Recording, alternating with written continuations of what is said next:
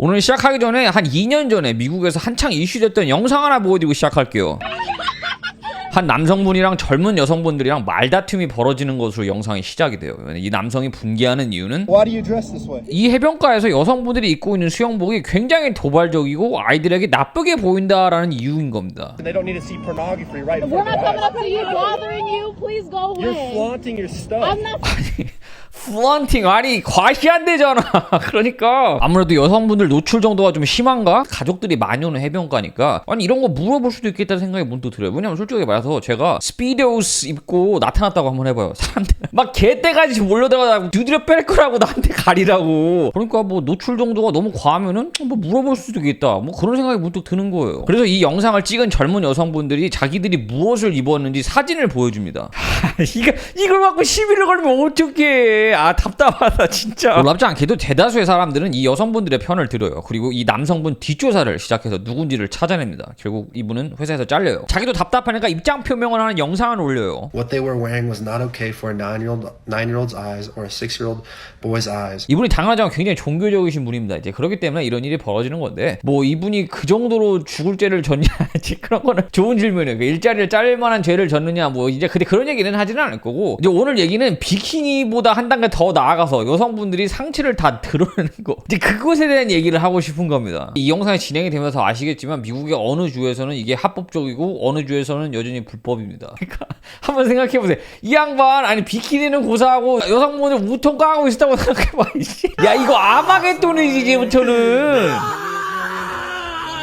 시작부터 말씀드리자면 이런 남성분들은 극소수입니다. 왜냐하면 여성분들이 비키니 입고 이렇게 우통 까지 않습니까? 그러면 대부분의 남자들은 땡큐.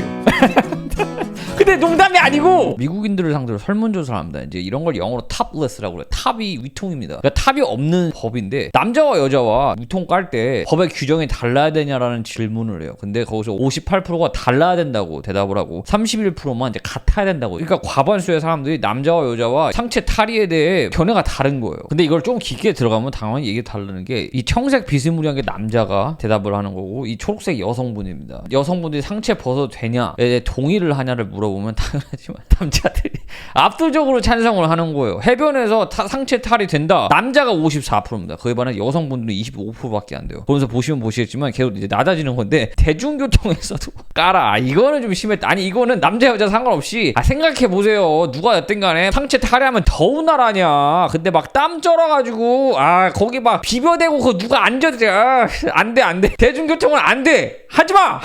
이제 나머지는 이제 상관없다고 개인적으로 생각을 하고 있는데 여성분들이 의외로 상체 탈의에 대해 서포트를 안 하시는 겁니다. 상체 탈의에 대한 역사가 있지 않습니까? 이걸 바라보면 진짜 흥미로운 게 뭐냐면은 1400년대까지만 해도 여성분들이 상체를 드러내는 거 있지 않습니까? 전혀 문제가 아니었습니다. 오히려 발목이나 다리가 드러나는 게 훨씬 더 야하게 판단되던 시절이었었어요. 여러 가지 이유가 있겠지만 특히 종교나 어떤 도덕적 이유 있지 않습니까? 그걸로 이제 가리기 시작하면서 역사가 점점 진행되어 온 건데 예를 들면 인도네시아 같은 나라만 봤어도 무슬림들이 시작하기 전만 했어도 여성분들 특히 원주민들 상관없었죠. 그냥 상체 탈의하고 돌아다니는 게 당연하던 시절이었습니다. 근데 종교들이 생기고 이러면서 이제 어떤 사회적 규율이 생기는 거죠. 그런 식으로 하면서 가려야 되는 법칙들이 생기기 시작하는 건데 그렇게 1900년대로 이제 넘어오기 시작하면 완전하게 다 가려야 되는 일이 생기기 시작하는 겁니다. 이게 그 당시에 수영복이었었죠. 여성분들. 근데 여기서 진짜 재밌는 게 뭐냐면은 여성분들만이 아니었어요. 남자도 상의 탈의하면 안 됐어요. 벌금 매겼습니다. 상의 탈의는 안 됐지만 발은 드러낼 수 있었어요. 근데 여성들은 그게 안 됐었죠. 그리고 그것이 시간이 지나면서 1910년대를 기점으로 여성들 이제 다리는 드러낼 수 있는 걸로 상황이 바뀌어요. 당연하지만 그렇게 됐다고 해도 옛날 한국 쌍팔년대 하듯이 수영복이 너무 짧거나 그러면 길이 검사한 다음에 벌금 매기고 그랬단 말이야. 1920년도에. 그리고 1930년대 들어서 남자들이 이제 짜증난 거야. 나 위통 까고 싶다. 그러면서 남자들이 까기 시작해요. 그리고 처벌을 받습니다. 그러면서 남자들이 운동을 시작해요. 그때부터. 1934년도 영화에 처음으로 남자가 상의를 탈의하고 나옵니다. 그게 이제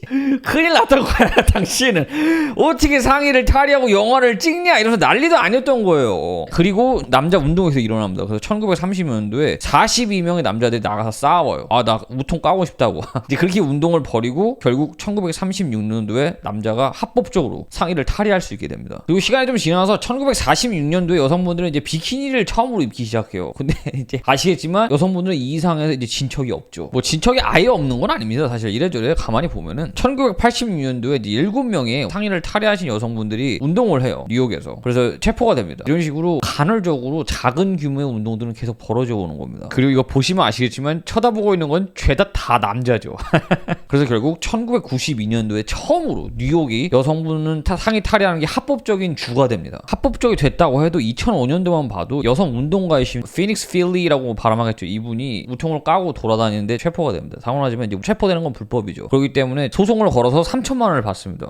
우통 까고 3천만 원 나쁘지 않습니다. 나쁘지 않아요. 그래서 결국 이런 식으로 계속 싸워와가지고 이제 대부분의 주는 합법이던가 아니면은 어중이 떠중이 그냥 지켜보고 있습니다. 근데 여전히 세 군데 주, 유타, 인디애나, 테네시 이렇게 세 개는 아직도 불법입니다. 여기서 까면은 처벌받는 거예요. 그리고 이것저것 흥미로운 것들이 있어요. 특히 예를 들면은 8월 26일이 Go Topless Day라는 게 있습니다. 여성 우통 까는 날입니다.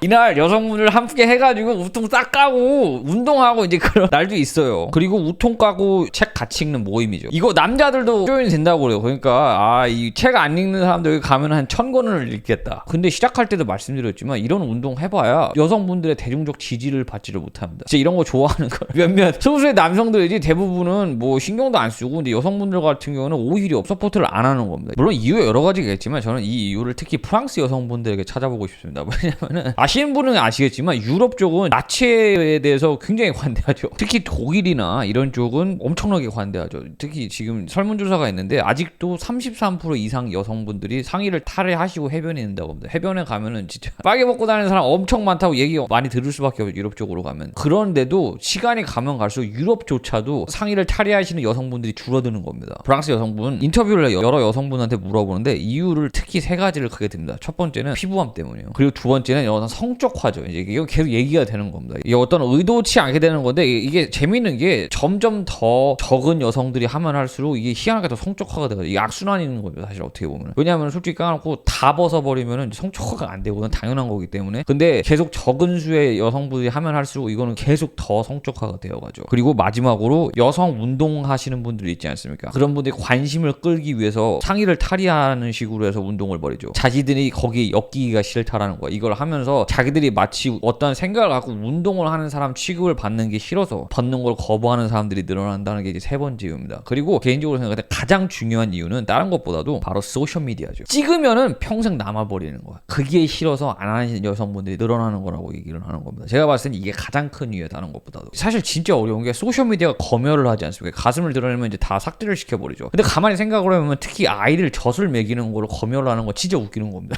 아니 나는 그거는 진짜 어이가 없는 거라고 생각하는데 이게 진짜 애매한 게 이거를 누군가는 성적으로 이용하는 사람이 나타나죠. 진짜 그런 사람이 나타납니다. 그러면은 아이들이 봐서는 안 된단 말이야. 근데 이거를 어떻게 판단을 하기가 애매하단 말이지. 그 기준점을 판단하기가 애매하니까 다 검열을 해버리는 거예요. 근데 그러면 그럴수록 계속 악화가 된단 말이야. 근데 이게 정말 어려운 질문이라는 것 또한 이해는 하고 있습니다. 제가 오늘 여기까지 할게요. 감사합니다.